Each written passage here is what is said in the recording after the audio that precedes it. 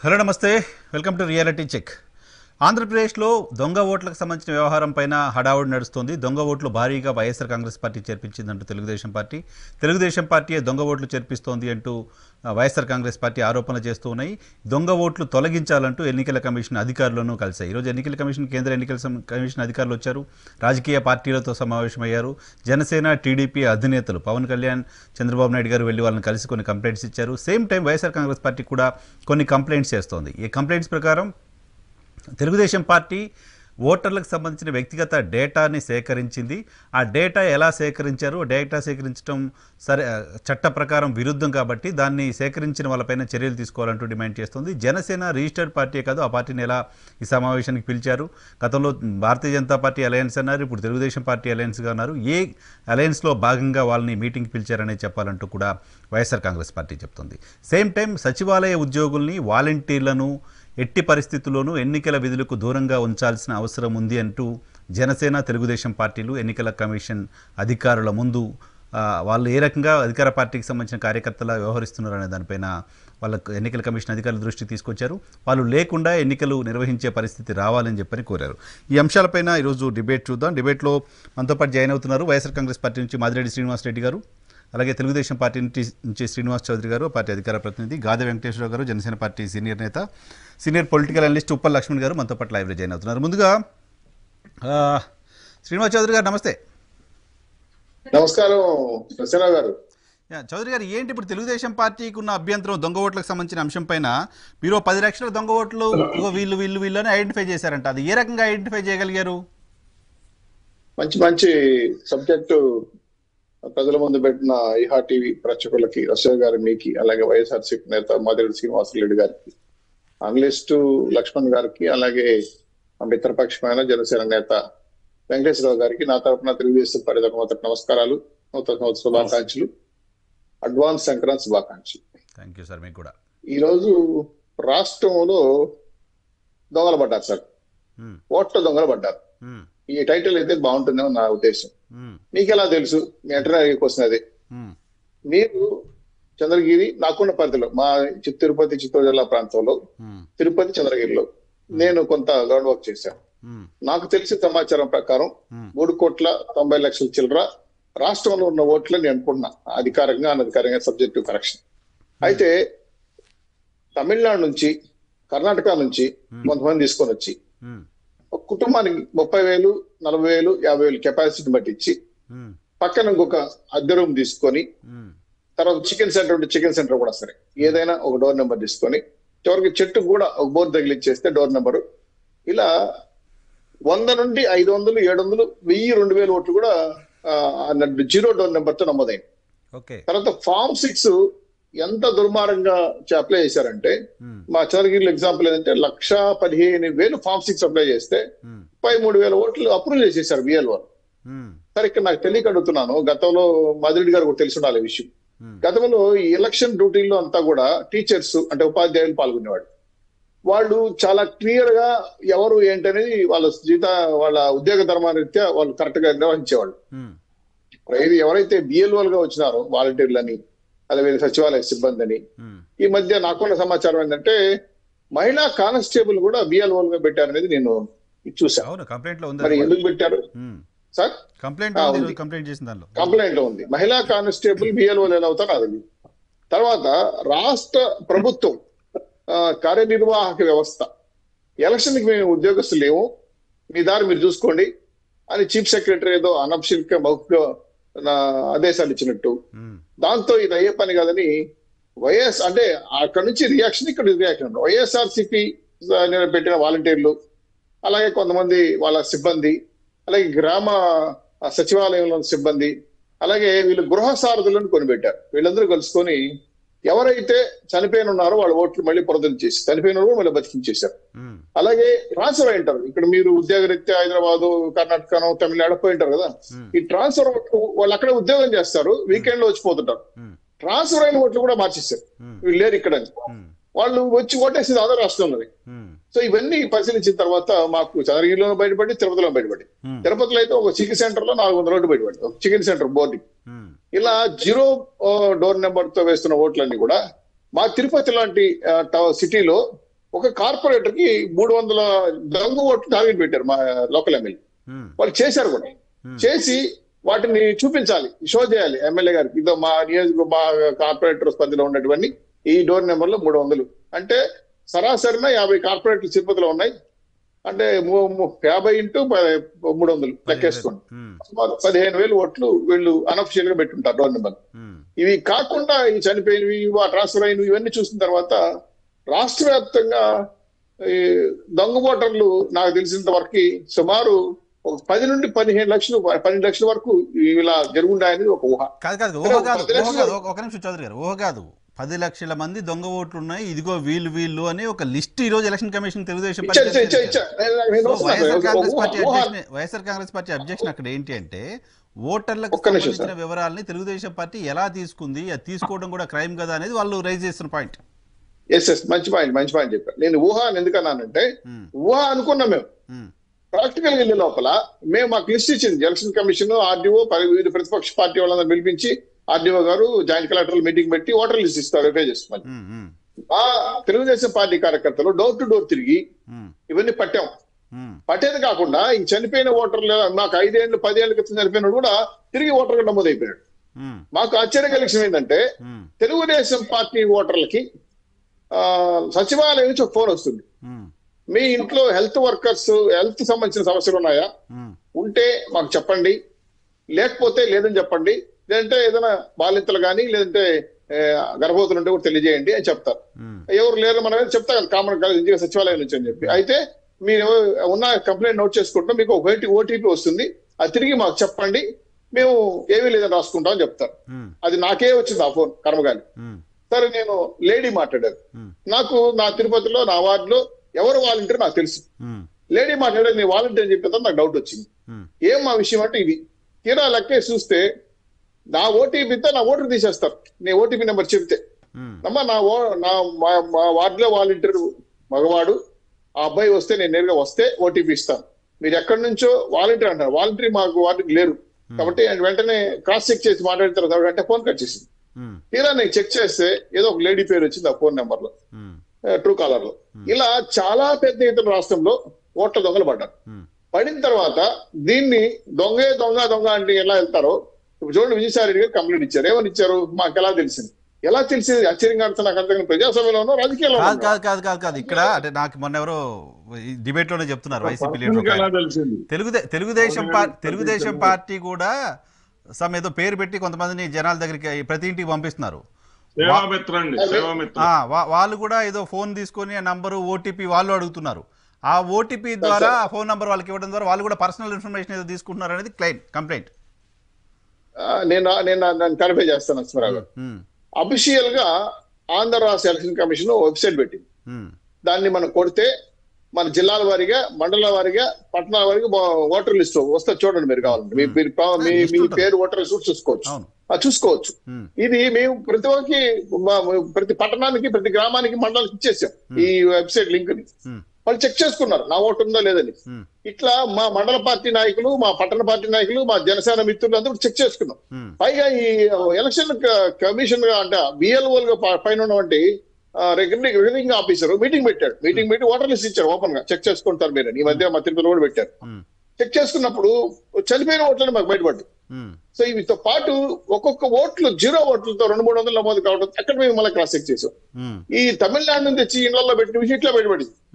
తమిళనాడు నుంచి ఒక కుటుంబాన్ని తీసుకొస్తారు. తమిళనాడు నుంచి తెస్తే తిరుపతికి తెస్తారేమో కానీ మొత్తం రాష్ట్రంలో 10 లక్షలు ఎక్కడి నుంచి వచ్చారు అని ఒక్క నిమిషం అక్కడికి వస్తున్నారు. అక్కడే వస్తున్నారు. నాట్ ఓన్లీ తిరుపతి సార్, తిరుపతిలో ఇలా పెట్టచ్చు. చంద్రగిరి వాళ్ళు ఎడబెడతారు, ఇక్కడ చంద్రగిరి పెడతారు. మీ ఊర్లో మా ఊరు పెట్టొచ్చారు, మా ఊర్లో గాదే వెంకటేశ్వర పెడతారు. అంటే ఇవన్నీ వాళ్ళకి తెలిసి ఉంటాయి. తిరుపతి బై ఎలక్షన్లు బయటపడ్డాయి. పక్క ప్రాంతం తిరుపతి టౌన్ లో బయట ప్రాంతాల వాళ్ళ ఓట్ల నమోదు అనేది నాకు తెలుసు. నేను అక్కడ పనిచేశాను 2009లో. అప్పటికే బయట ప్రాంతాలకు సంబంధించిన వాళ్ళే కొంతమంది ఒక 2,000-3,000 బయట నుంచి తీసుకొచ్చి నమోదు చేస్తారనేది నేను అప్పుడే వినేవాడిని. బట్ ఇంత పెద్ద స్థాయిలో 10 లక్షల మంది ఇతర రాష్ట్రాల వాళ్ళు తీసుకొచ్చి ఓట్లు నమోదు చేయించడం అనేది ఎలా పాసిబిలిటీ ఉంటుంది? మంచి పాయింట్ చెప్పారు. నేను చెప్పేది రాష్ట్రం అంతా 10 లక్షల మంది దొంగ ఓట్లు ఉన్నాయనంటే తిరుపతిలోనే 35,000-40,000 ఓట్లు వేశారంటే అవి 0 ఓట్లు కాదు. ఇప్పుడు పక్క రాష్ట్రం నుంచి, పక్క ప్రాంతం నుంచి బస్సులు వేసుకుని వచ్చి ఓట్లు వేశారు 2-3 వేల ఓట్లు పైచలకు. ఇది ఎలా ఉందంటే వీళ్ళ అనుకూల వర్గం వాళ్ళు లేదా వీళ్ళ అనుకూల పార్టీ నాయకులు అనేక రకాల పేర్లతో నోట్ చేసుకొని ఆ కాన్సెన్స్ ఈ కాన్సెన్స్ అడ్జస్ట్మెంట్ పెట్టుకొని కొంతమంది లేబర్స్ ని పుట్టించుకొని తప్పుడు అడ్రస్లు పెట్టి ఇలా సృష్టించదగ్గది నిజమే. దీన్ని ఎలక్షన్ కమిషన్ ఆల్రెడీ మీకు అనంతపూర్ లో ఒకసారి RDO సస్పెండ్ చేశారు, ఒక 10 మందిని BLO సస్పెండ్ చేసిన విషయం కూడా తెలిసింది. ఈ మధ్య కాలంలో రేపు చంద్రగిరి కూడా అది యాక్షన్ జరగబోతోంది. టోటల్ గా ఏంటంటే రాష్ట్రంలో మనం ఓడిపోతున్నాం, వైఎస్ఆర్సీపీ పార్టీ పరిస్థితి బాగాలేదు, కౌంట్ డౌన్ స్టార్ట్ అయింది. సో మళ్ళీ గెలవకపోతే నేను జైలుకి వెళ్తాను, నా పరిస్థితి బాగాలేదు. ఇంక ఎమ్మెల్యేలు మంత్రి ఎంపీలంతా బాయ్ బాయ్ చెప్పేసారు, చూస్తున్నారు కదా. సరే విజయసాయి రెడ్డి గారు అడిగిన క్వశ్చన్ కూడా మనం ఇక్కడ చెప్పాలి. జనసేన ఎలా పార్టీ అవుతుంది, వాళ్ళు ఎలా అడగండి. నా బాధ్యత కూడా చెప్పాలి, నా బాధ్యత కూడా చెప్పాలి. నేను దాని నుంచి వెంకటేశ్వర గారు చెప్పాను, నేను దాన్ని ఎక్కువ డిస్కస్ అది కూడా తెలంగాణలో పోటీ చేశారు, 19 ఆంధ్రాలో పోటీ చేశారు సార్. ఆ క్వశ్చనే రాంగ్ అంటాను. ఒకటి, ఎప్పుడైతే ఎలక్షన్ కమిషన్ ముగ్గురు వచ్చారు, ఆయన అరుణ్ గోయల్ గాని అలాగే తర్వాత ఇంకొంతమంది మిత్రులు మహేంద్ర పాండే గారు ఒకరు, అంటే ముగ్గురు ఎలక్షన్ కమిషన్స్ కేంద్రం నుంచి మన ఆంధ్ర రాష్ట్రం ఉండదు. ఆశ్చర్యం కదా, ఏ రాష్ట్రం జరగలేదు ఈ విధంగా. పరిశీలకులు వస్తూ ఉంటారు లేదు సార్, లేదు ఇక్కడ మా పాయింట్ ఏంటంటే గతంలో 2018లో తెలంగాణ ఎలక్షన్ జరిగినప్పుడు 25 లక్షల ఓట్లు గల్లంత అయిపోయింది. ఎలక్షన్ అయిపోయిన తర్వాత డిక్లేర్ అయిపోయింది, ఎవరు పార్టీ డిస్కస్ అయిన తర్వాత ఎలక్షన్ కమిషన్ బయటకు వచ్చి ప్రెస్ మీట్ పెట్టి 25 లక్షలు గల్లంత అయినా సార్ సారీ అని ఒక కోట్ చెప్పింది. ఇది ప్రజాస్వామ్యానికి ఎంత ప్రమాదకరం. ఇప్పుడు 2 ఉన్నాయి ఆంధ్రప్రదేశ్ లో. ఆంధ్రప్రదేశ్ లో 2 ఉన్నాయి, ఒకటి గల్లంతు, 2 యాడింగ్స్. గాది వెంకటేశ్వర గారు నమస్తే. నమస్తే అండి సార్. ఏంటి అసలు మీకు ఎలక్షన్ కమిషన్ దగ్గరికి వెళ్ళే అర్హత ఎక్కడది అనేది విజయసాయి రెడ్డి గారి ఫస్ట్ ప్రశ్న. రిజిస్టర్డ్ పార్టీ కాదు, రిజిస్టర్ గుర్తు లేదు, మీరు భారతీయ జనతా పార్టీ కూటమో తెలియదు, జనసేన తెలుగుదేశం పార్టీ కూటమో తెలియదు, అసలు ఆయన ఎట్లా పిలిచారు అనేది విజయసాయి రెడ్డి గారి ప్రశ్న.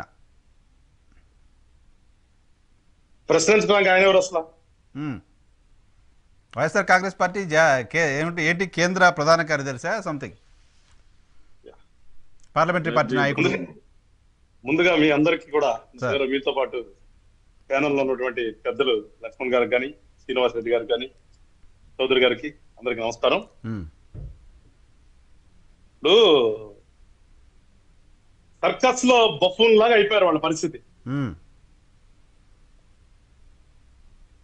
చూస్తున్నాం కదా, వాళ్ళ పార్టీలో పెట్టుకున్న ఎవరైతే పెద్దలు అనుకుని పాపం జగన్మోహన్ రెడ్డి గారు నియమించారో ప్రాంతానికి ఒక సామంతరాజు లాగా, వాళ్ళందరూ కూడా ఇవాళ వాళ్ళ క్యారెక్టర్ ఏ రకంగా అయిపోయినా చూస్తున్నారు కదా, బఫూన్ లాగా అయిపోయారు అంతా. అయిపోబట్టే వాళ్ళంతా కూడా పంచాయతీ అంతా తాడేపల్లిలో జరుగుతుంది. తాడేపల్లి దాకా రాకుండా ఉండటం కోసం పాపం ఈయన ప్రాంతానికి వాళ్ళు పెట్టాడు. వాళ్ళు అక్కడ ఎందుకు పనికిరాలని చెప్పేసి అర్థమైపోయింది మొత్తం తాడేపల్లి వస్తున్నారంతా. సో అది చూసుకోవాలి కానీ ఆయనకి ఏదో ఇప్పుడు దాకా కొంచెం గొప్ప ఏమన్నా తెలిసామో, ప్రజాస్వామ్యం అంటే ఏంటో తెలుసు, కాస్త అంత పైన కింద అంత మెరిసింది కదా, కాస్త పెద్ద అనుకుని భావించాను నేను కూడా. కానీ ఇవాళ ఆయన ఊరిన పైకి గాంభీర్యం నా లోపల ఏమి లేదని బయట పెట్టుకున్నాడు. అసలు ఎలక్షన్ కమిషన్ ని కలవటానికి ఆయన ఎవరు, ఈయనెవరు, ఆ పార్టీ ఏంటి ఈ పార్టీ ఏంటి అనటానికి ఆయనకి తెలిసినటువంటి విఘ్నత నాకు అర్థమవుతుంది అసలు. అంటే ప్రజాస్వామ్యంలో అసలు what is election commission, what is voter, అసలు వాట్ ఈజ్ ద సిస్టమ్ అనేది ఏమాత్రం తెలుసు ఇప్పుడు అర్థమవుతుంది మనకి. ఎలక్షన్ కమిషన్ కలవడానికి పవన్ కళ్యాణ్ గారు అవసరంలా, ఒక సామాన్య ఓటర్ అయినా కానీ నాకు ఇవాళ ఇక్కడ మా ప్రాంతంలో జరుగుతుందని అని చెప్పడానికి వెళ్ళే అవకాశం ఉంది. అది మన సిస్టం, మన రాజ్యాంగం కల్పించింది. అది సామాన్య ఓటర్ కూడా వెళ్ళి ఎలక్షన్ కమిషన్ చెప్పుకోవచ్చు. పెద్దలు చెప్తారు, లక్ష్మణ్ గారు చెప్తారు, అవును కాదు. అసలు ఇక్కడికి వచ్చి పవన్ కళ్యాణ్ గారికి ఎట్లా ఇంటర్వ్యూ ఇచ్చారు అది కంప్లైంట్ చేస్తారా? అది కంప్లైంట్. అది అసలు నాకు అర్థం కాదు. ఎలక్షన్ కమిషన్ దగ్గర పోయి పవన్ కళ్యాణ్ ఎందుకు రాజ్యసభ అడుగుతారా? అదే ఆ పెద్ద మనిషి రాజ్యసభ ఇచ్చారానికి కర్మగానే రాజ్యసభ పెట్టించారు. కానీ శ్రీనివాస్ రెడ్డి నీలాంటి వెళ్ళిపోవచ్చు కదా, ఎందుకు ఎలా ఎవడు పడితే అడిగి ఇవ్వటం. మళ్ళా దరిద్రం ఏంటంటే ఆయన మళ్ళీ ప్యానల్ స్పీకర్ కూడా అనుకుంటారు. ప్యానల్ స్పీకర్ కూడా అనుకుంటున్నాను. మరి ఆయనకు ఉన్నటువంటి విజ్ఞత అది. ఒక రాజకీయ పార్టీ పెట్టుకున్న తర్వాత ఆ రాజకీయ పార్టీ నాయకుడిని ఎందుకు రానిచ్చారని అడుగుతాడా?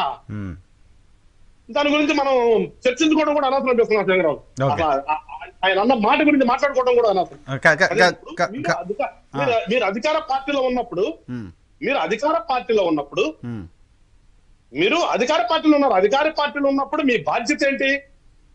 మీ మీద మేము ఒక ఆరోపణ చేసినప్పుడు ఎదురు it is wrong or right అనేదో, లేదంటే సరి చేసుకుంటాం అనేది ఒక ఆన్సర్ రావాలి. ఎవరైనా అందరం మనుషులే. ఇప్పుడు రేపు మేము అధికారంలోకి వచ్చినా గానీ శ్రీనివాసరెడ్డి గారు వచ్చిందో లేదు మీరు తప్పు చేస్తారంటే దాన్ని ఒకసారి నేను లుక్ ఇంటు ద మ్యాటర్, నేను అది కరెక్ట్ కాదు సరి చేసుకున్నా. అది రాజకీయ నాయకుడి లక్షణం, రాజకీయ పార్టీగా చేయాల్సిన పని అది. అరే ఇక్కడ దౌర్భాగ్యమైన ఆంధ్ర రాష్ట్రంలో అసలు ఒకటి చెప్తే నువ్వేవుడివి, లేకపోతే నీకు అదేంటి నీకు ఇదేంటి ఇతర పర్సనల్కి వస్తారు. అది కాదు కదా. ప్రజాస్వామ్యంలో ప్రజలు మీకు ప్రభుత్వాన్ని నడపనే ఇచ్చేది. మీకు ఇదేదో మీరు చచ్చిపోయేదాకా మీకేమి రాసిచ్చేయలేదు. ఒక 5 సంవత్సరాల సిస్టమ్ అంతే ప్రజాస్వామ్యంలో. 5 years కి ఎలక్షన్ వస్తే ఒక సిస్టమ్ లో ఈ 5 years కి మీ పార్టీ తరఫున ఆంధ్ర రాష్ట్ర ప్రభుత్వాన్ని పరిపాలించండి, ఆంధ్ర రాష్ట్ర ప్రభుత్వం బడ్జెట్ కానీ ప్రజలకి మంచి చేయండి అని చెప్పి ఇచ్చిన మ్యాండేట్ అది. అది మర్చిపోయి వీళ్ళకి ఇష్టానుసారం అసలు అది తెలియదు వాళ్ళకి ఏమేమి మాట్లాడుతున్నారో ఏమేమి చెప్తారో చూస్తున్నాం. ఆ పరిసరం ఇది. ఇప్పుడు మేము ఇవాళ ఎలక్షన్ కమిషన్ ఎందుకు వచ్చింది? ఇప్పుడు మొన్న అడిషనల్ ఏమంటాం మనం డిప్యూటీ పోయింది సార్ లాస్ట్ మంత్ లో వచ్చారు ఆయన డిప్యూటీ ఎలక్షన్ కమిషనర్ మొన్న వచ్చారు. ఆయన వచ్చి ఇట్లా రాజకీయ పార్టీల నుంచి ఇక్కడ జరుగుతున్నటువంటి వాటి మీద కంప్లైంట్లు కానివ్వండి లేదంటే ఇంకోటి కానీ ఆయన కూడా మాట్లాడారు, తీసుకున్నారు, వెళ్ళారు. మళ్ళా సెకండ్ టైం కమిషనర్ ఆంధ్ర రాష్ట్రంలోకి స్వయాన వచ్చారంటే ఏంటి ఇక్కడ జరుగుతుందనే కదా వాళ్ళు వచ్చింది. రాంగానే కదా ఫుల్ బెంచ్ రాంగ్ అని చెప్పేసి వాళ్ళు వచ్చారు. వచ్చినప్పుడు ఒక రాజకీయ పార్టీగా బాధ్యతగా ఒక రాజకీయ పార్టీ నాయకుడుగా ఇక్కడ జరుగుతున్నటువంటి అవకతవకల్ని చెప్తామండి, చెప్పాలి కదా ప్రజాస్వామ్యంలో. అదే ప్రజాస్వామ్యంలో ఉన్నటువంటి అవకాశమే అది. ప్రతి రాజకీయ పార్టీకి రిజిస్టర్డ్ రికగ్నైజ్డ్ అసలు ఏమీ లేదా ఉందన్నది. ఎలక్షన్ కమిషన్ ఆఫ్ ఇండియాలో రిజిస్టర్ చేసుకున్నటువంటి ప్రతి పార్టీకి ఉన్నటువంటి అక్కడ రిప్రజెంటేటివ్ కూడా అవకాశం ఉంటుంది. ఫస్ట్ తెలుసుకోవాలి. ఆరోపణ అర్థం లేదు 100% అండి. నాట్ ఓన్లీ ఫర్ మీ, మీకు కూడా కొంచెం మీరు దాని అందుకని అంటే పెద్దలు చెప్తారని దాని మీద. నాకు కూడా చిన్న డౌట్ ఉంది, నేను లక్ష్మి గారితో క్లారిఫై చేసుకుంటా. Before that YSR Congress party version తీసుకుంటాను. శ్రీనివాస్ రెడ్డి గారు నమస్తే సార్. నమస్తే అండి నరసింహరావు గారు. ఎంత కామెడీగా మాట్లాడతారని నవ్వుకుంటారు ఇవాళ. రైట్, శ్రీనివాస్ రెడ్డి గారు విన్నారు కదా. విజయసాయి రెడ్డి గారు మీకున్న అభ్యంతరాలు చెప్పొచ్చు, మీకు ఇంకా ఏం కావాలో చెప్పొచ్చు, ఎట్లా ఇబ్బందులు ఉన్నాయో చెప్పొచ్చు, ఎట్లా తెలుగుదేశం పార్టీ వైలేషన్స్ చేస్తుందో చెప్పొచ్చు. కానీ పలానా రాజకీయ పార్టీని పిలవాలా వద్దో చెప్పడానికి మీరెవరు? మీకు నరసింహరావు గారు, ముందుగా మీకు ఏహా టీవీ వీక్షకులకు అట్లాగే వెంకటేశ్వరరావు అన్నకు సోదరి గారికి లక్ష్మణ్ గారికి శుభ సాయంత్రం అండి. నమస్తే సార్. ఇక్కడ వారు సూటిగా సమాధానం, ఇప్పుడు ఆయన ఏ హోదాతో వచ్చాడు అన్నారు. ఏంటంటే ఒక వైపున భారతీయ జనతా పార్టీతో పొత్తులో ఉన్నాడు, భారతీయ జనతా పార్టీ తరఫున వచ్చాడా తెలుగుదేశం తో కలిసి వచ్చాడా అని చెప్పేసి అడిగాడు ఆయన. ఒక వ్యంగ్యబాణం వేశాడు విజయసాయి రెడ్డి గారు. దాన్ని అంత సీరియస్ గా వీళ్ళు తీసుకోవాల్సిన అవసరం లేదు. విషయం ఏంటంటే ఇక్కడ వైఎన్ఆర్ గారు ఇక్కడ ఆలోచించాల్సినటువంటి అంశం కూడా ఒకటి ఉంది. ఏంటంటే పార్టీ అధ్యక్షులే ఏకంగా వెళ్ళలా. ఈ మధ్య ఏంటంటే ఈ జనసేన టీడీపీలు కలయిక అంతా గందరగోళంగా ఉంది. పశ్చిమ గోదావరి జిల్లాలో ఉన్నది 15 సీట్లు అయితే 12 చోట్ల మేము పోటీ చేయాలంటున్నారు. ఎవరు? జనసేన వాళ్ళు.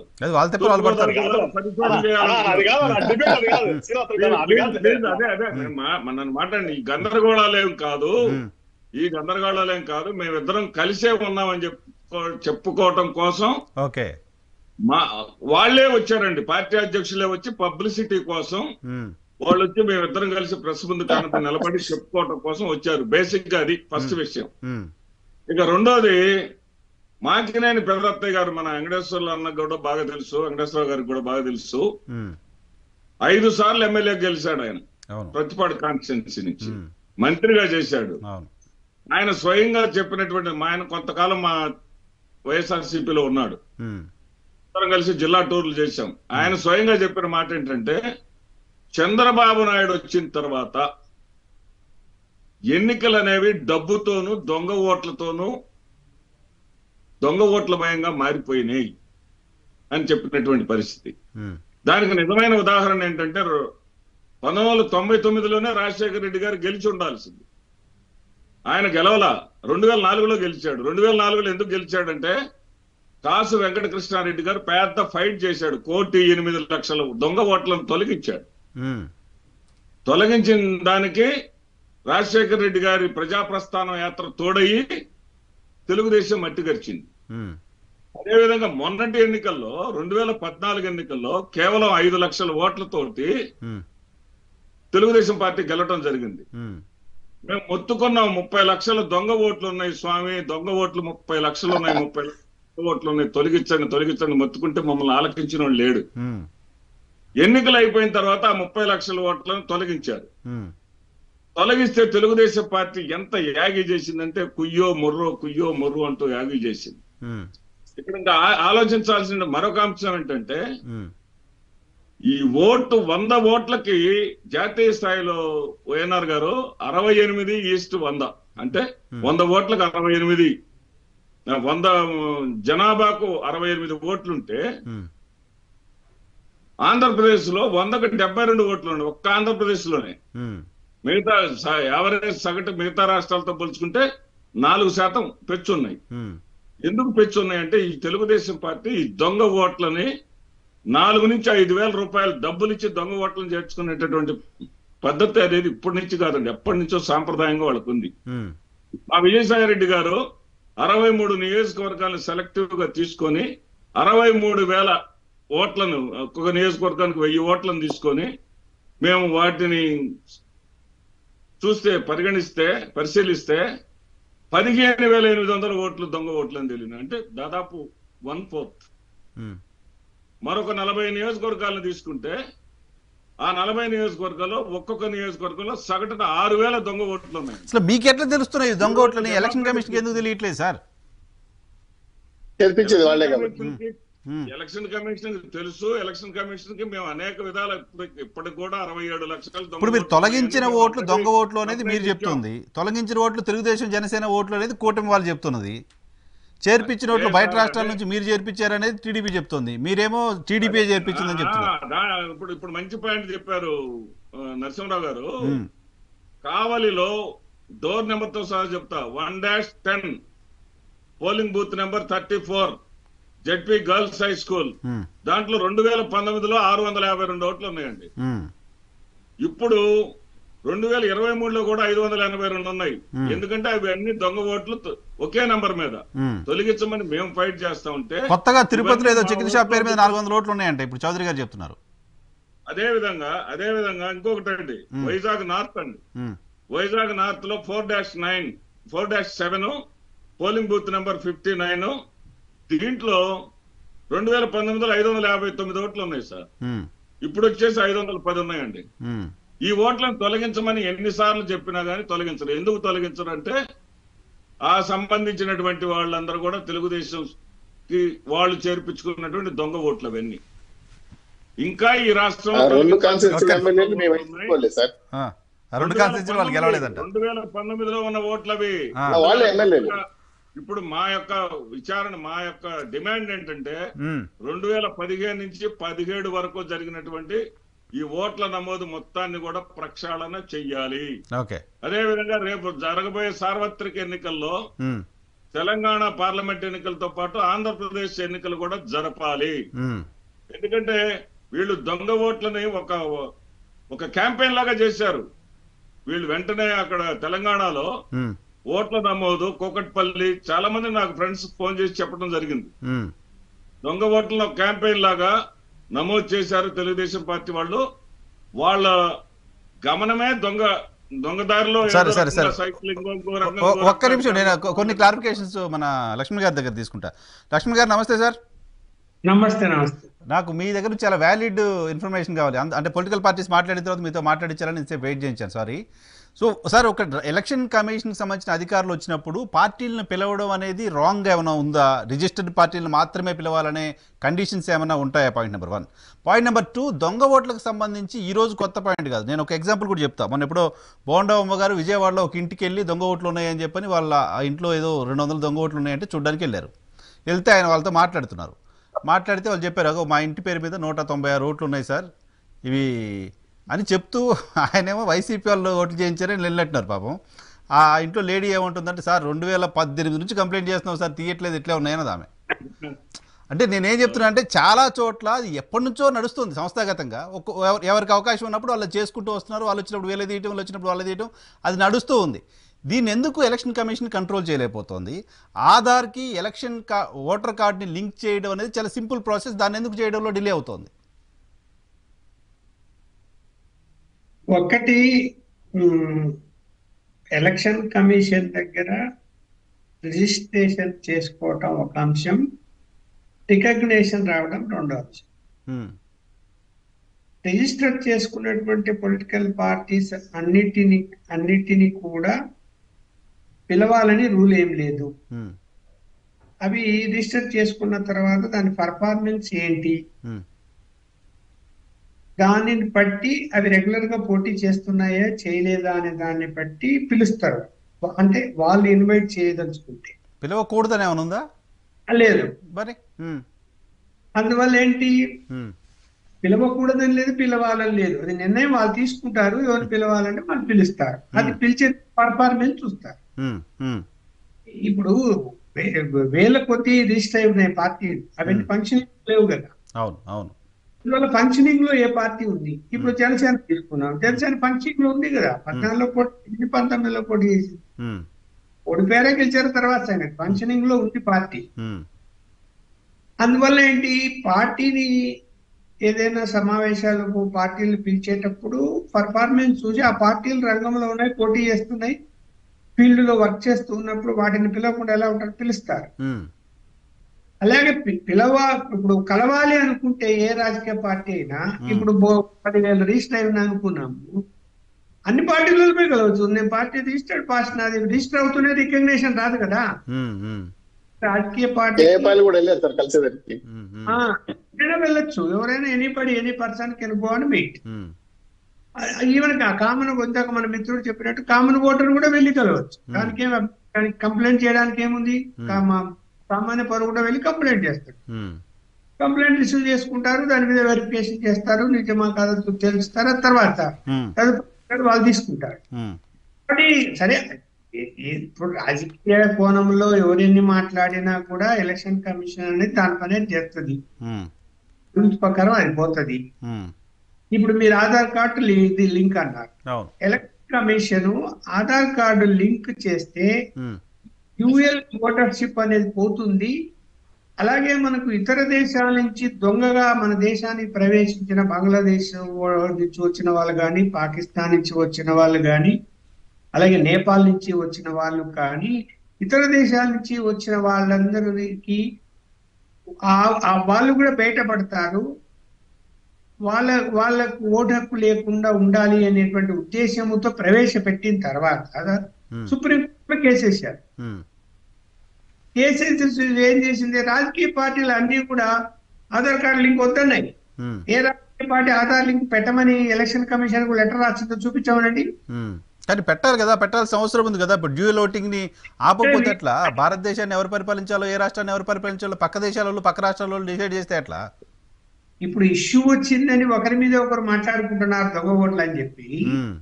బాబు దొంగ ఓట్లే అవుతాయా? ఆధార్ కార్డు లింకప్ చేస్తే కనుక, ఇప్పుడు ఆధార్ కార్డు మనం లింకప్ చేస్తే ఆధార్ కార్డు ఏ అడ్రస్ ఉందో ఆ అడ్రస్ లో నీ ఓటరు అనేది మిగులుతుంది. మిగతా చోట్లంతా ఆటోమేటిక్ గా డిలీట్ అయిపోతాయి. పైగా ఐరిస్ కూడా ఉంటది కాబట్టి ఈజీ కదా. రెండు డ్యూయల్ డబుల్ ఆధార్ కార్డులు ఉండడానికి సంబంధించి ఛాయిస్ ఉంటుంది కదా, ఈజీ అయిపోతుంది కదా. ఎవరు ఆధార్ కార్డు లేని వాళ్ళు, ఇప్పుడు ఏజ్ 18 ఏళ్ళు నిండిన వాళ్ళు ఆధార్ కార్డు తీసుకుంటారు, ఓటర్ కార్డు ఎన్రోల్ చేసుకుంటారు, అవన్నీ సహజంగా జరిగిపోతుంటాయి. సుప్రీంకోర్టు ఏం చేసింది, ఏమిటి మీరు కంపల్సరీ పెడతారు చట్ట ప్రకారం, రాజ్యాంగం ప్రకారం, ప్రజాస్వామ్య వ్యవస్థలో ఫలాన్ని లింకప్ అని మీరు ఎందుకు పెట్టారు అంటే, ఎలక్షన్ సుప్రీంకోర్టు ఎక్కడ స్టే ఇస్తుందో ఏమో అని ఎలక్షన్ కమిషన్ ఏం చేసిందంటే, కంపల్సరీ అని మేము చెప్పము, ఆప్షన్ అని పెట్టి. అందుకని ఆప్షన్ అని వస్తుంది మనకు, వెబ్సైట్ లోకి వెళ్ళినా కూడా లేదా డౌన్లోడ్ చేసుకున్నా కూడా వస్తుంది, ఆప్షన్ అని వస్తుంది, మనం పెట్టుకోవచ్చు. ఆధార్ కార్డు లింకప్ చేసుకోవచ్చు. చాలా మంది చేసుకున్నారు, నేను కూడా. అందువల్ల ఏంటంటే దీనికి ఏమైనా రాజకీయ పార్టీలు ముందుకొచ్చి, అయ్యా బాబు ఆధార్ కార్డులో కార్డు లింకప్ చేసుకున్నాం మనము అని చెప్పి దాని మీద ప్రచారం చేసి ఇంటింటికి పోయి ఆధార్ లింక్ హెల్ప్ చేసి వీళ్ళు సహాయం చేసి ఇప్పుడు వాలంటీర్ వ్యవస్థ ఉంది, ఇంటింటికి పోయి ఆధార్ కార్డు లింక్ చేపించి ఫోన్ పట్టుకొని వారం రోజులు అయిపోద్ది అంతా 1 minute ఎంత లింకప్ చేయకూడదు. మీకు చిత్తశుద్ధి ఉంటే తెలుగుదేశం కూడా పని చేయొచ్చు కదా. మీకు కూడా వ్యవస్థ ఉంది కదా, పోలీసుల వారిగా మీ కమిటీలు ఉన్నాయి కదా, మీ కమిటీలు ఉన్నాయి కదా, నువ్వు చేయరా పని. మీకు కూడా గెలవాలి, దొంగ ఓట్లు కావాలి. ఓహో పలానా విలేజ్ లో పలానా కూడా ఉప్ప లక్ష్మణ్ మనవాడే, ఆ ఇంటి పేరు మీద ఒక 100 ఓట్లు క్రియేట్ చేద్దాము ఎక్కడ అని చెప్పేసి ఏం చేస్తున్నారు. ఇప్పుడు ఆన్లైన్ సిస్టమ్ వచ్చిన తర్వాత అప్లికేషన్స్ ఇష్టం వచ్చినట్టు ఆన్లైన్ లో అప్లోడ్ చేసేస్తున్నారు. సార్ అది క్రైమ్ జరుగుతుంది సార్, నో డౌట్. దొంగ ఓట్లు లేకపోతే ఒకే డొమైన్ నుంచి కొన్ని 100 అప్లికేషన్స్ పెట్టడం అనేది కనపడుతుంది. దాన్ని ఎవరు దాన్ని డినై చేసే పరిస్థితి లేదు. బట్ ఎలా ఆపటం? ఎలా అది పొలిటికల్ గా డిబేట్ చేసి వదిలేసి ఒకరిపైన ఒకరు ఆరోపణలు చేసుకుని వదిలేస్తే ఏంటి ఉపయోగం? ఆపడం అన్నది ముందు రాజకీయ పార్టీలు దేనికైనా నైతికంగా సిద్ధపడాలి. అది జరుగుతుంది. ప్రజాస్వామ్య వ్యవస్థ ఇది, కోర్టులు పోతారు. రాజకీయ పార్టీలు నిర్ణయం తీసుకొని దాన్ని అమలు చేస్తే కనుక మంచి పద్ధతి కదా, దాన్ని చెయ్యరు. రెండోది చట్టం రావాలి. చట్టం రావాలి సుప్రీంకోర్టుకి దాన్ని ఇప్పుడు పార్లమెంట్ లో పెట్టి బిల్లు చేసి చట్టం కూడా ఎందుకు బీజేపీ కూడా చేయటం లేదు? వాళ్ళకు కూడా అవసరం ఉందేమో దొంగ ఓట్లు కావాలని, చేయాలి కదా. చట్టం ఎందుకు చేయడు? ఇప్పుడు అంటే ప్రధాన సమస్య ఏంటంటే ఎక్కడ మనకి ఇబ్బంది వస్తుందో అక్కడ మనం దొంగ ఓట్లను వేయించుకోవచ్చు అనేటువంటి ఉద్దేశం అన్ని రాజకీయ పార్టీలు ఉందని నేనైతే ఆరోపణ చేస్తాను. లేకపోతే ఎందుకు చిత్తశుద్ధి లేదు మీకు? ఎందుకు మీరు ఆధార్ కార్డు లింకప్ చేయమని చెప్పి ప్రజలకు పిలిపివ్వరు? మీరు ఇంటింటికి వెళ్ళి ఎందుకు పనిచేయరు? ఏ పార్టీ వాళ్ళైనా కూడా అరే బాబు నువ్వే నీ సెల్ ఫోన్ లోనే చేయొచ్చు, నువ్వు వాళ్ళ సెల్ ఫోన్ లో చేయాలనుకోలేదు. మ్యాండేట్ అవసరం లేదు. ఆధార్ సుప్రీం కాదు అని సుప్రీంకోర్టు చాలా సందర్భాల్లో చెప్పింది. కానీ అంటే ఈ దొంగ ఓట్లు లేకుండా చేయడానికి అది ఒక అడ్వాంటేజ్ ఉంటుంది. కనీసం ఐరిస్ పెడితే నాకు తెలిసి స్టార్టింగ్ లో ఓటర్ ఐడి కార్డులు ఐరిస్ తోటే ఇచ్చేవాళ్ళు, తర్వాత మళ్ళీ ఇప్పుడు చేంజ్ అయిపోయినట్టుంది. కానీ స్టార్టింగ్ ఐరిస్ తోటే ఓటర్ ఐడి కార్డు తీసుకున్నాం మేము కూడా. అంటే ఆన్లైన్ సిస్టమ్ వచ్చిన తర్వాత ఆన్లైన్ లో అప్లోడ్ చేసుకుంటే వాళ్ళు ఎంక్వైరీకి రావాలి. ఆ ఎంక్వైరీ వాళ్ళు ఏం చేస్తున్నారు? ఇంటికి రాకుండా ఫోన్లు చేసి పలానా సెంటర్ లో మేము ఉన్నాము అంటే పోలింగ్ స్టేషన్ ఉంటది కదా, అక్కడికి మీరు రండి అని అక్కడికి పోతే ఏం చేస్తారు? పలుకోడు ఉపయోగిస్తారు. ఇప్పుడు ఏ పార్టీ అధికారంలో ఉంటే వాళ్ళు పలుకోడు ఉపయోగిస్తారు. లేదు పార్టీ అక్కడ డామినేటింగ్ గా ఉంటే, లేదా ఇప్పుడు ఎంప్లాయీసే కదా, ప్రభుత్వ ఉద్యోగులే కదా, ఆ పనులు టీచర్లు ఉద్యోగులే ఆ పని చేస్తారు అవన్నీ. సో ఇక్కడ ఒక్క నిమిషం సార్, ఒక్క నిమిషం. నేను ఇంకొక టాపిక్ తో వస్తాను మీ దగ్గరికి. శ్రీనివాసరావు గారు, గాది వెంకటేశ్వరరావు గారు, ఇప్పుడు వాలంటీర్లను సచివాలయ ఉద్యోగుల్ని ఎలక్షన్ డ్యూటీకి దూరంగా ఉంచాలి అనే మీ డిమాండ్ ఎంతవరకు మీ దానికి ఎందుకు ఆ డిమాండ్ చేయాల్సిన అవసరం ఎందుకు వచ్చింది? Point number 1. పాయింట్ నెంబర్ 2 ఏంటంటే అసలు వాలంటీర్లు రాజ్యాంగ వ్యతిరేకమైన వ్యవస్థ అది అని ఈరోజు పవన్ కళ్యాణ్ గారు మాట్లాడారు. అంటే ఇప్పుడు కూటమి అధికారంలోకి వస్తే రాజ్యాంగ వ్యతిరేక వ్యవస్థగా ఉన్న వాలంటీర్లు ఉంచరా? అసలు వాళ్ళు నమ్మే పరిస్థితి లేదా? కేవలం వాలంటీర్లు ప్రభుత్వం పైన వ్యతిరేకంగా ఉన్నారు, ధర్నాలు చేస్తున్నారు, సమ్మెలు చేస్తున్నారు అన్నారు కదా, అటువంటి వాలంటీర్లు కూడా వైసీపీకి అనుకూలంగా వ్యవహరించే పరిస్థితి ఉంటుందా?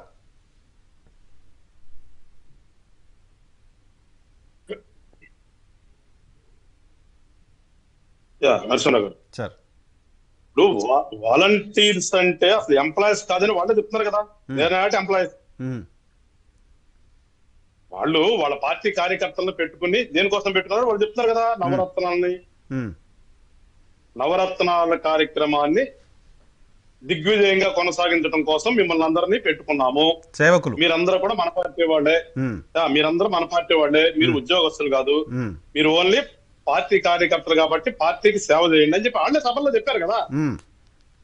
వాళ్ళే సభలో చెప్తున్నారు కదా. అవును, గవర్నమెంట్ జీవో ప్రకారం కూడా వాళ్ళేమి not employees, not commander public servants. అవును, ఓన్లీ గౌరవేతనం ఇస్తున్నారు. అక్కడ అర్థమవుతుంది మన వాళ్ళ పార్టీ కార్యకర్తలు అనేది. ఇవాళ వాళ్ళు ఎంత చేస్తున్నారు కదా, పార్టీ కార్యకర్తలు చేస్తున్నారు కదా. 50 ఏళ్ళకు ఒకళ్ళని పెట్టారు. ఆ 50 ఏళ్లలో ఉన్నటువంటి పూర్తి ఇన్ఫర్మేషన్ వాళ్ళకు వచ్చేసింది. ఆ 50 ఏళ్ళకి సంబంధించి వీళ్ళు ఏ కులము, ఈ ఇంట్లో ఎంతమంది ఉన్నారు, వీళ్ళ వయసులు ఎంత అనేది వాళ్ళకి సేకరించుకోవాల్సినటువంటి డేటా సేకరించుకున్నారు. ఎందుకంటే వెరీ ఫస్ట్ అండ్ అసలు బిగినింగ్ ఇట్ సెల్ఫ్ వీళ్ళ ఆలోచన ఏంటంటే వైఎస్ఆర్ పార్టీ అనే పార్టీని, ఎందుకంటే వైఎస్ఆర్ పార్టీ అసలు రాజకీయ పార్టీ కాదు, అది రాజకీయాన్ని కూడా వ్యాపారం చేసిన పార్టీ నేను పదే పదే అనేది. ఎందుకంటే వాళ్ళు అసలు రాజకీయంగా ఏనాడు ఆలోచించలేదు. వాళ్ళ ఆలోచన ఏంటి? అధికారం కావాలి. ఆ అధికారం దేనికి? సంపాదించుకోవడానికి. రాష్ట్రంలో ఉన్న ప్రకృతి సంపద ఏ రకంగా దోసుకోవచ్చు, ఏ రకంగా సంపాదించుకోవచ్చు, మన మీద ఉన్నటువంటి కేసుల్లో ఏ రకంగా తప్పుకుని చేయొచ్చు, ఇది కదా వాళ్ళ ఆలోచన అంతా కూడా. పాయింట్ ఏంటంటే మీరు వాలంటీర్ వ్యవస్థను కంటిన్యూ చేస్తారని చెప్తున్నారు. వస్తున్నాను దాని నుంచి వస్తాను ఒక్క నిమిషం. సో దాని నుంచి వచ్చిందే వెరీ బిగినింగ్ నుంచి వాళ్ళ ఆలోచన ఏంటి? మళ్ళా ఎలక్షన్ 24లో ఎలక్షన్ ఏ రకంగా చేయొచ్చు అనే దానికోసమే ఈ వాలంటీర్లు పెట్టుకున్నాడు. ఇన్ఫర్మేషన్ తీసుకోవడానికి ఎవడే పార్టీ, ఆ పార్టీ కాకపోతే వాడిని మనం ఏ రకంగా చేయొచ్చు, రానున్న ఎలక్షన్ నాటికి వాడిని ఏ రకంగా ఓటు అవసరమైతే ఓటుని తీసేయచ్చు, లే ఆ ప్లేస్ లో మనం పెట్టా చేర్చుకోవచ్చు. ఇవన్నీ జరుగుతున్నాయి. ఇది బల్క్ గా జరుగుతుందా లేదని తీసి పక్కన పెడితే, ఇందాక శ్రీనివాసరెడ్డి గారు చెప్పినట్టుగా ఎప్పటి నుంచో జరుగుతున్నట్టుగా ఎప్పటి నుంచో జరిగితే ఇప్పుడు జరగాలనా? అవసరం లేదు, ఆగాలి కాదు కదా. ఎప్పటి నుంచో జరుగుతుంది కాబట్టి కంటిన్యూ చేద్దాం, అది కాదు కదా మనం ఆలోచించాల్సింది. రాజకీయ పార్టీ ఆలోచించింది.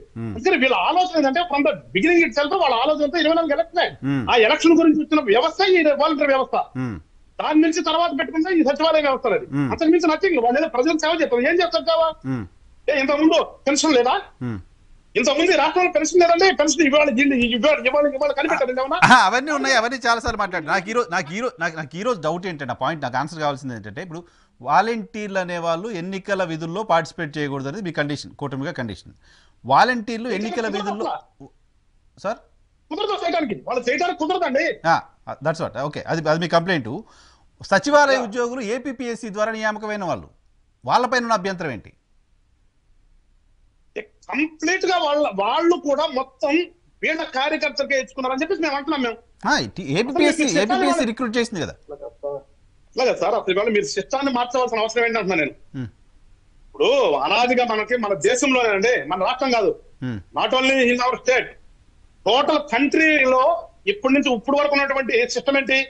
ఉపాధ్యాయులే ఎలక్షన్ చెప్తున్నారు, లేదంటే వాళ్ళతో రెవెన్యూ సిబ్బంది వెళ్తారు, ఉపాధ్యాయులతో పాటు రెవెన్యూ సిబ్బంది వెళ్తారు. ఇవాళ మీరు ఎందుకు వాళ్ళని పడుతున్నారు? వాళ్ళని ఇద్దరిని తీసి పక్కన పెట్టాల్సిన అవసరం ఏమిస్తే, మీకు అరకొరగా ఎంత మంది ఉన్నారండి మీకు? వీళ్ళని తీసుకొచ్చి మీరు ఎలక్షన్ చేయాలని ఎందుకు అనుకుంటున్నారు? మీరు ఎందుకు అనుకున్నారు? కారణం ఏంటి చెప్పాలి కదా.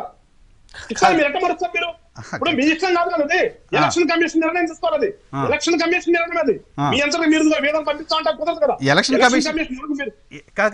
కమిషన్ నిర్ణయం తీసుకోవాలి వెంకటేశ్వర, డెఫినెట్ గా ఎలక్షన్ కమిషన్ నిర్ణయం తీసుకోవాలి. పాయింట్ ఏంటంటే, గతంలో ఎన్నికల సందర్భంలో ఉపాధ్యాయులే చాలా సందర్భాలు, ఊర్లో ఉండే ఎంప్లాయీస్ అంటే మ్యాక్సిమం ఎక్కువ మంది వాళ్ళే ఉంటారు కాబట్టి రూరల్లో పనిచేయడానికి కావచ్చు, వీటికి ఉపాధ్యాయులే చేసేవాళ్ళు. ఉపాధ్యాయులే ప్రభుత్వాలకు వ్యతిరేకంగా పనిచేశారనో లేకపోతే ప్రభుత్వాలకు అనుకూలంగా పనిచేశారనో అలిగేషన్స్ ఎప్పటి నుంచో ఉన్నాయి. సో దాంతో మాత్రం మనం ఉపాధ్యాయుల్ని ఎన్నికల విధులకు దూరంగా ఉంచమని అనే పరిస్థితి లేదు కదా. సరే, వాలంటీర్ల వ్యవస్థ వాలంటీర్ల విషయంలో అభ్యంతరాలు ఉంటే సచివాలయ సిబ్బంది విషయంలో కూడా అభ్యంతరాలు ఉండాల్సిన అవసరం ఏంటి అనేది పాయింట్. వాలంటీర్స్ అనేది అసలు పనికిరాదండి. చట్టం నాకు తెలిసినంత వరకు ఇది ఇంపార్టెంట్. వాళ్ళు ఎవరు పిలవరాస్తున్నాండి. వీళ్ళు బలవంతంగా ఇప్పటి వరకు ఈ ఓట్లు చేర్పులు మార్పుల్లో వీళ్ళు చేతుల పని కాబట్టి వీళ్ళు ఉపయోగించుకున్నారు చెప్తే, రేపు ఎలక్షన్ కమిషన్ వాళ్ళు ఒప్పుకోదు ఖచ్చితంగా. సచివాలయం సిబ్బంది కూడా మేము ఎందుకు సపోర్ట్ చేస్తున్నాం అంటే, మీరు ఇవాళ ఎందుకు మార్చాలి? ఉన్న శిక్షాన్ని కాదని మీరు పెట్టుకున్న శిక్షాన్ని తీసుకొస్తే అనుమానం రాకేం చేస్తుంది? మీరు పెట్టుకున్న చట్టాన్ని తీసుకొచ్చినప్పుడు అనుమానం వస్తుంది కదా. అంత అవసరం ఏమొచ్చి ఇక్కడ? ఇప్పుడు ఎవరు చెప్పినట్టు సామెత ఎవరు లేకపోతే ఆయన అన్నట్టుగా ఎవరు లేకుండా లేరు కదా, ఇక్కడ ఉన్నారు కదా. ఉన్నదాన్ని పక్కన పెట్టవలసిన ఆవశ్యకత ఏమొచ్చా మీకు? ఎలక్షన్ కమిషన్ ఏం చేయాలో ఎలక్షన్ కమిషన్ చేస్తారు కదా. వాళ్ళు ప్రభుత్వ ఉద్యోగులే అయినప్పటికీ సచివాలయం వాళ్ళు వైసీపీ తీసుకొచ్చిన వ్యవస్థ కాబట్టి వాళ్ళతో ఎందుకు చేయిస్తున్నారని మీ అభ్యంతరం? వాళ్ళు వైసీపీకి అనుకూలంగా చేస్తారు అనేది అదే మాకు అనుమానం ఉందండి. మీరు ఫెయిర్ కదా, మీరు చాలా చెప్తారు కదా, చాలా రకరకాల మాటలు చెప్తారు కదా, విశ్వసనీయత, పారదర్శకత ఇవన్నీ చెప్తారు కదా. మరి ఎందుకు మీరు ఎందుకు ఇంతకుముందు ఏం జరుగుతుంది సిస్టమ్ చేయమనండి. మీరు దానికి అవసరం లేదు కదా. మీకు ఎలక్షన్ కమిషన్ వదిలిపెట్టండి. మీరు ఎందుకు వాళ్ళ మీద బలం చూపుతారు? అందుకే నేనేమంటే అసలు ఎలక్షన్ కమిషన్ కూడా మన దేశంలో కరెక్ట్ లేదండి. అసలు ఎలక్షన్ కమిషన్ కరెక్ట్ ఉంటుంది, ఈ గొడవ ఉండదు కదా. వాళ్ళు ఇండిపెండెంట్ బాడీ అంటున్నాం, కానీ దౌర్భాగ్యం ఏంటంటే ఇండిపెండెంట్ బాడీకి వాళ్ళ పని వాళ్ళు చేసుకోవడానికి మెన్ పవర్ లేదు. వాళ్ళకి మెన్ పవర్ లేకపోయినా ఉన్న మెన్ మొత్తం స్ట్రక్చర్ మొత్తం వాళ్ళ అండర్లోనే పనిచేయాలి, ఇంక్లూడింగ్ చీఫ్ సెక్రటరీ. కాబట్టి పవర్ తీసుకోవాలి. ఎందుకు చూసాం కదా సార్, ఈ దేశంలో టీఎన్ స్టేషన్ చూసాం కదా, అందుకని నేను ఇంకోటి ఏమంటానంటే, అసలు ఏ స్టేట్ క్యాడర్ లో ఉన్నటువంటి ఐఏఎస్ ఆఫీసర్ ని ఎస్సీసీగా పెట్టకూడదు. అదన్నా మారిస్తే కొంతవరకు పారదర్శకంగా జరుగుతుంది. ఎందుకంటే ఇక్కడ ఉన్నటువంటి మీ మెప్పు కోసమే ఏ పార్టీ అధికారులు ఆ మెప్పు చూస్తారు. నిజంగా ఐఏఎస్లు మనం గౌరవించాలి. ఐఏఎస్లు గౌరవించే స్థితి నుంచి వాళ్ళు తీసుకొచ్చారు. రోజు హైకోర్టు మెట్లెక్కి దరిద్రం దాపురించింది ఆంధ్ర రాష్ట్రంలో. అందుకని వాళ్ళ మీద కూడా నమ్మకం పోతుంది. అందుకని ఏంటంటే మినిమం ఇంకొక స్టేట్ కేడర్ తీసుకొచ్చి ఎస్సీసీ వరకన్నా పెడితే కొంతలో కొంత పారదర్శకం జరుగుతుంది. ఇక్కడే ఉన్నవాడు ఆటోమేటిక్ ఆశిస్తాను రేపు పొద్దున్నే నేను ఇప్పుడు ఈ గవర్నమెంట్ కి సపోర్ట్ చేస్తే రేపు పొద్దున్న వీళ్ళు గెలవగానే నాకు ఇంకా బెటర్ అనేదో చీఫ్ సెక్రటరీ ఇస్తారని ఆలోచన పరచపడుకుంటుంది. ఆశించావు కదా మనిషి. అది కూడా లేకుండా చేయాలంటే సో సిస్టమ్ ని ప్రొటెక్ట్ చేయడం కంటే సెల్ఫ్ ఆబ్లిగేషన్స్ పెరిగిపోతున్నాయి అన్ని చోట్ల. అదే ప్రాబ్లం. ఒక నిమిషం చౌదరి గారు, ఈ ఉద్యోగులు అంటే మీరు చెప్పాలి. పర్టికులర్ తెలుగుదేశం పార్టీ వాలంటీర్లు కూడా చీకొడుతున్నారు జగన్మోహన్ రెడ్డిని అన్నారు కదా. జగన్మోహన్ రెడ్డిని చీకొడుతున్న వాలంటీర్లు ఎలక్షన్ లో పనిచేస్తే మీకు అడ్వాంటేజ్ కదా సార్? మంచి చర్చ అయితే. ఎందుకంటే ఎలక్షన్ కమిషన్ స్వయం ప్రతిపత్తి కలిగిన సంస్థ. వాళ్ళు నిర్ణయం తీసుకునేటప్పుడు ఫుల్ బెంచ్ ఈ రోజు 3 ఈసీలు వచ్చారు అంటే ఆంధ్ర రాష్ట్రంలో ఎంత ప్రజాస్వామ్యానికి ఓటు వజ్రం లాంటి వజ్రాయుధాన్ని ఆంధ్ర రాష్ట్రం. సో టోటల్ గా ప్రజాస్వామ్యానికి విఘాతం కలిగిస్తారు కాబట్టి ఫుల్ బెంచ్ ఆంధ్ర రాష్ట్రానికి వచ్చింది. నాకు తెలిసి ఎలక్షన్ కమిషన్ ఇంత పెద్ద ఎత్తున పర్యటన చేసిన సంఘటన నా గతంలో లేదు. అయితే మీరు అన్నట్టు ఓటర్ ఆధార్ కార్డు ఎందుకు లింక్ చేయటం లేదు? ఇది చాలా సార్లు చాలా రాజకీయ పార్టీలు చర్చ వచ్చింది. మేమైతే దాన్ని వ్యతిరేకంగా చేసుకోవచ్చు. తర్వాత మీరు అడిగిన పార్టీ వాలంటీర్లు వ్యతిరేకంగా పనిచేస్తారు కదా, మీరు పెట్టుకోవచ్చు కదని. సార్ ఇక్కడ ఈవీఎంలు ఎలా పనిచేస్తాయి, వాటిపైన అనుభవం ఏంది, అలాగే వాటిని యంత్రాలు ఏ విధంగా తీసుకురావాలి, ఎలా సీల్ చేయాలి, ఎలా ఓటు గైడెన్స్ ఇవ్వాలి, పీపీపీ అంటే స్లిప్పులు ఇవ్వటం ఎలా, ఇవన్నీ కూడా అనుభవంతో కూడిపోయిన అధ్యాపకులు వాళ్ళకి ట్రైనింగ్ ఇచ్చున్నారు గతంలో. వాళ్ళు ఎన్నో ఎలక్షన్ చేశారు, ఎలా ఎలక్షన్ చేయాలి అని తెలుసు వాళ్ళకి. అనుభవం ఉన్న వాళ్ళని పక్కన పడేసి నిన్న మొన్న ఎంప్లాయీస్ గా తీసుకుని సచివాలయ సిబ్బంది కావచ్చు, ఈ వాలంటీర్ కావచ్చు. వాలంటీర్ వ్యవస్థ అయితే పూర్తిగా వైఎస్ఆర్సీపీ కార్యకర్తలు కాబట్టి వాళ్ళు వ్యతిరేకిస్తాం. సచివాలయ సిబ్బందిని మీరు ఎందుకు వ్యతిరేకిస్తున్నారంటే అనుభరాయితీ. ఇప్పుడు ఏ వాటర్ ఎక్కడ ఉందో తెలీదు, ట్రైనింగ్ లేదు. ఇప్పుడు 1 నేషన్ 1 ఎలక్షన్ అని గతంలో ఒక పెద్ద చర్చ జరిగింది. మరి ఎందుకు ఆగిపోయిందో ఏం జరిగిందో ఇంకా మనకు తెలియదు. కాదు వాళ్ళకి ట్రైనింగ్ లేకపోతే ట్రైనింగ్ ఇస్తారు. అందరూ ఒకసారి ట్రైనింగ్ ఇస్తారా ఏంటి? ఇప్పుడు ఊర్లో నాకు గుర్తు, నేను ఊర్లో నుంచి వచ్చే అంగన్వాడీ కార్యకర్తలు కూడా ఎలక్షన్ విధుల్లో ఉంటారు. విధుల్లో అంటే వాళ్ళు వచ్చి ఓటేసే దగ్గర రాసే దగ్గర ఉంటారు కదా. అంగన్వాడీ వర్కర్లు ఉంటారు. గ్రామాల్లో సర్పంచ్ దగ్గర అప్పుడే మేము మా దగ్గర షేక్ సింధులు అనేవాళ్ళం. వాళ్ళు గ్రామ సహాయకులు ఉండేవాళ్ళు, వాళ్ళు ఎలక్షన్ విధుల్లో ఉంటారు. సో వాళ్ళందరికీ ట్రైనింగ్ ఏముంటుంది? ట్రైనింగ్ చేసే పని ట్రైనింగ్ వాళ్ళు చేస్తారు, వీళ్ళు కూడా పార్టిసిపేట్ చేస్తారు. మంచి పాయింట్ చెప్పారు. అయితే మనకు టైం లేదండి, మొత్తం 3 నెలలు కూడా లేదు ఇంకా ఎలక్షన్ కూడా. నాకు తెలిసి రేపు నెల ఇస్తున్నారని నాకు తెలిసింది. అయితే కొత్తగా వచ్చిన సచివాలయ సిబ్బంది అంతా కూడా వైఎస్ఆర్సీపీ వాళ్ళు వాళ్ళ ఎమ్మెల్యేల కోటాలు తీసుకొని పోస్టులు అమ్ముకున్న వాళ్ళు. మాకు నమ్మకాలు లేవు. అయితే వాళ్ళు వేరే బాధ్యతలు చెప్పండి. ఎలక్షన్ కమిషన్ దూరంగా పెట్టమని చెప్పట్లా, వేరే బాధ్యతలు చెప్పండి. ఇప్పుడు ఎట్లా టీచర్లు ఎందుకు వైద్యశాఖలు పెట్టారు కాపలాగా? అది అన్యాయమే కదా. ఇప్పుడు ఈ సిబ్బంది తీసుకున్నారు, మీరు 1 సైడ్ తీసుకున్నారో, జీవోస్ తీసుకున్నారు, మీరట్టు ఏపీసీసీ తీసుకున్న ఎంప్లాయీ తీసుకున్నారు. ఎంప్లాయీ ఇవ్వాల్సిన గౌరవం వాళ్ళకి ఇద్దాం. వాళ్ళు ఇంకో స్థానాలు పెట్టండి. వాళ్ళు తీసుకెళ్లి ఇక్కడ ఆల్రెడీ అనుభవంలో టీచర్స్ లేదు మీరు రెవెన్యూ సిబ్బందో వాళ్ళు ఎలికేట్ చేసి కొంత నాలెడ్జ్ చదువుకోండి. ఇప్పుడు సచివాలయ సిబ్బందికి ఎంత క్వాలిఫికేషన్ ఉందో ఏముందో మీకు నాకైతే తెలియదు. ఆల్రెడీ అనుభవం ఉండే వాళ్ళు ఎందుకు పక్కన పెడతారు నాకు అర్థం కాలేదు. వాళ్ళతో చేయించండి. ఎవరు లేకుండా కేవలం సచివాలయ సిబ్బందితో చేయిస్తున్నారని మీ అనుమానమా? అది చెప్పిందా ఎలక్షన్ కమిషన్ ఏమన్నా? అది కాదు, ఇంకా పెద్ద అనుమానం ఉంది. రాష్ట్రంలో 80% మహిళా కానిస్టేబుల్ ని బిఎల్ఓ గా పెట్టారు. ఇది ఎంత పెద్ద చిత్రమో నాకు అర్థం కాదు. 80% మహిళా కానిస్టేబుల్ ఏంది బిఎల్ఓలుగా పెట్టేది? ఇది అసలు ఆశ్చర్యమైన విషయం, మన బయటకు వచ్చిన విషయం. సో ఏంటి మహిళా కానిస్టేబుల్ కి వైఎస్ఆర్సీపీకి ఎలక్షన్ కమిషన్ ఉన్న లింకు? సో ఎవరైతే నిజంగా టీచర్స్ వెళ్ళి పనిచేస్తారో, ఎవరైతే బిఎల్ఓలుగా ట్రైనింగ్ ఆఫీసర్ ఉంటారో వాళ్ళకి ఎక్స్పీరియన్స్ ఉంది. వాళ్ళు ఎవరు పెట్టాలో నిర్ణయించుకుంటారు. అంతేగాని వ్యవస్థను పూర్తిగా మీకు అనుకూలంగా మార్చుకోవడం కోసం వ్యవస్థల్ని మేనేజ్ చేసి ఎలక్షన్ గెలవాలనే దుర్మార్గం చర్య మేము ఖండిస్తున్నాం. ఇప్పుడు జనం మనసులు గెలవాలి, జనంలో సనం సంపాదించుకోవాలి, జనం ఓట్లేయాలి. అంతేగాని తప్పుడు దారిలో దొంగ ఓట్లు వేయించుకొని మేమే ఓట్లు వేయించుకుంటామని చెప్పి మా మీద పెట్టి, మీరు ఒక మాట చెప్తాను. ఇంతకుముందు లెక్కలు చెప్పారు, మేము దొంగ ఓట్లు వేయించుకుంటే మేము ఎందుకు ఓడిపోయినా సార్ నాకు అర్థం కాలేదు. అది కోసం నాకు ఇప్పుడు మేము దొంగ ఓట్లు ముద్రించుకున్నాం 2019 24 నుండి 18 అన్నారే, మీరు వచ్చారు 5 ఏళ్ళు కదా, ఏం చేస్తున్నారు? తీసారు వాళ్ళండి. వాళ్ళు ఏం చేస్తున్నారు? నిజాయితీ ఉంటే వాళ్ళు ఏం చేస్తున్నారు మీరే చెప్తున్నారు, మా ఓటు తీసేస్తున్నారని. వాళ్ళే దొంగ ఓట్లు అంటారు, మీరేమో మా ఓట్లు అంటారు. ఇప్పుడు తీస్తా ఇప్పుడు మా ఓట్లు ఇవ్వమని చెప్తాను, దొంగ ఓట్లు తీసేమని చెప్తున్నాను నేను. అంది ఎవరు పెట్టినా మేము పెట్టుకున్నాం, ముందు పెట్టేసుకున్నాం, గెలిచామని చెప్తున్నారు కదా. 2014లో 2019లో మాకు ఓట్లు ఉంటే మేము గెలిచిండేవాళ్ళు కదా. 14 వదిలేసి 19లో మేము గెలిచేవాళ్ళం కదా. దొంగ ఓట్ల కంటే ఎక్కువ మెజారిటీ వచ్చిందంటే వాళ్ళకి, అందుకోసం మీరు ఓడిపోయి ఉంటారు. 14లో తక్కువ ఉన్నాయి కాబట్టి. శ్రీనివాస్ రెడ్డి గారు ఆన్సర్ తీసుకుంటారు. శ్రీనివాస్ రెడ్డి గారు కాదు, ఇప్పుడు ఏంటి టీచర్లు ఎలక్షన్ విధుల్లో ఉంటే టీచర్లు అంతా బాగా కోపంగా ఉన్నారు, రగిలిపోతున్నారు కాబట్టి మనకేదో ఎఫెక్ట్ అవుతుందని కేవలం సచివాలయ ఉద్యోగులు వాలంటీర్లు వీళ్ళైతే మనం అపాయింట్ చేసిన వాళ్ళు కాబట్టి బాగుంటుంది అనుకుంటున్నారా? నరసింహరావు గారు, గాది వెంకటేశ్వరరావు అన్న ప్లస్ చౌదరి గారు వీళ్ళిద్దరు కూడా సామాజిక స్పృహ ఉన్న వాళ్ళు, వ్యక్తిగతంగా మంచి మనసు ఉన్న వాళ్ళు అండి. కాకపోతే వాళ్ళ నాయకుడు వాళ్ళ లీడర్స్ వీళ్ళని చెడగొడుతున్నారు. కరెక్ట్ గా చెప్తున్నారు, లీడర్స్ వీళ్ళని ఏ స్థాయిలో చెడగొడుతున్నారంటే, ఆ రోజున సామాజిక బాధ్యతగా పాఠాలు చెప్పినటువంటి మాస్టర్లని వాళ్ళకున్నటువంటి సమాజంలో ఉన్నటువంటి చిన్న బలహీనత వల్ల ఏదో వైన్స్ దగ్గర లైన్ లో ఉన్న వాళ్ళని కంట్రోల్ చేసే దగ్గర డ్యూటీ చేస్తే విపరీతమైనటువంటి బాధపడిపోయారు సార్ వీళ్ళు టీచర్స్ మీద. తప్పే కదండి. నేను కూడా ఒక టీచర్నే నేను కూడా గవర్నమెంట్ సెక్షన్ లో నుంచి మళ్ళీ ప్రైవేట్ లోకి మారినటువంటి వ్యక్తిని, టీచర్నే నేను కూడా. ఎక్కడ కూడా ఈ టీచర్స్ అనే వాళ్ళు ఈ రోజున ఆంధ్రప్రదేశ్ రాష్ట్రంలో, గతంలో టీచర్స్ అనేది ఎట్లా అలవాటు పడిపోయి ఉన్నారంటే, చెప్పకూడదు నేను ఒక టీచర్ అయి ఉంది, ఎంత దుర్మార్గంగా పాఠాలు చెప్పే దానికన్నా కూడా బయట పనులు చేసుకునేదానికి ఎక్కువ అలవాటు పడిపోయి ఉన్నారు. వాళ్ళందరి చేత పని చేయించబట్టి ఈ రోజున ఆంధ్రప్రదేశ్ రాష్ట్రం కేరళను కూడా పక్కకి నెట్టేసి నెంబర్ 1 స్థానంలోకి ఆంధ్రప్రదేశ్ రాష్ట్రం వచ్చింది. ఒక గాడిలో పడుతున్నటువంటి ఒక విద్యా వ్యవస్థని మనం దాన్ని కదిలించడం ఇష్టం లేక, దాన్ని ఇబ్బంది పెట్టడం ఇష్టం లేక, ప్రత్యామ్నాయ మార్గాల్లో కొత్త ఎంప్లాయీస్ ని తీసుకుందాం అనేది మన ఆలోచన. అయితే వీళ్ళు ప్రధానంగా ఇద్దరికి భయపడుతున్నారండి. ఒకరు వాలంటీర్స్, రెండో వాళ్ళు లేడీస్. వాలంటీర్స్ మీద గవర్నమెంట్ టీచర్లకు భయపడుతున్నారా? ఏమండి, మీరు గవర్నమెంట్ టీచర్లకు భయపడుతున్నారా? ఎవరు? మేమేం బయటపట్ల. మరి గవర్నమెంట్ టీచర్లు ఎప్పటి నుంచో ట్రెడిషనల్ గా ఎలక్షన్ విధుల్లో వాళ్ళు పార్టిసిపేట్ చేస్తూ వస్తున్నప్పుడు వాళ్ళని పక్కన పెట్టాల్సిన అవసరం ఏముంది? 151 సీట్లు వైఎస్ఆర్ కాంగ్రెస్ పార్టీ గెలిచినప్పుడు 151 సీట్లు వైఎస్ఆర్ కాంగ్రెస్ పార్టీ గెలిచినప్పుడు వాలంటీర్లు లేరు, సచివాలయ సిబ్బంది లేరు కదా. ఇప్పుడు వీళ్ళు ఎందుకు అవసరం?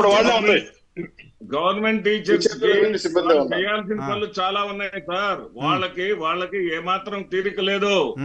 వాళ్ళు చేయాల్సినటువంటి పనులు చాలా చాలా ఉన్నాయి. ఎలక్షన్ వైజ్ కూడా చేయలేనంత బిజీ పెట్టారు. ఈ రోజున నింద వేశాడు ఒక నింద వేశాడు.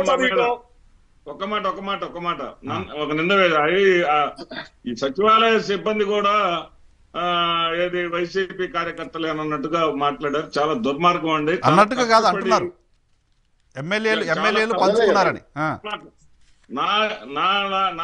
నా స్థాయి కలిగిన వాడికే చేతగాలేదు సార్ చిన్న రికమెండేషన్ చేయడం. ఇక్కడ ఎలగాల పవన్ కుమార్ అని మా నల్లపాళ్ళు ఒక్కరోడు, కొడాలి శ్రీధర్ అనేటటువంటి పిల్లలు ఇద్దరు బ్రైట్ స్టూడెంట్స్. వాళ్ళని చూడగానే నేను చెప్పా, మీరు ఖచ్చితంగా మీరు సెలెక్ట్ అవుతారా అని చెప్పి. వాళ్ళు నిజంగా సెలెక్ట్ అయ్యారు. నా మేనగోడలు ఒక ఆమె అడిగితే నేను చేయలేకపోయా, మా తమ్ముడు కొడుకు అడిగితే నేను చేయలేకపోయా. ఎవడైతే వర్త్ ఉందో వాళ్ళు మాత్రమే సెలెక్ట్ అయ్యారు. ఎవరికైతే వర్తుందో వాళ్ళు మాత్రమే సెలెక్ట్ అయ్యారు. ఇక్కడ ఎవరు కూడా ఈ 1,34,000 రూపాయలు 1,34,000 ఉద్యోగాలలో ఇంతంటే ఇంత కూడా అవినీతి. గతంలో చంద్రబాబు నాయుడు గారు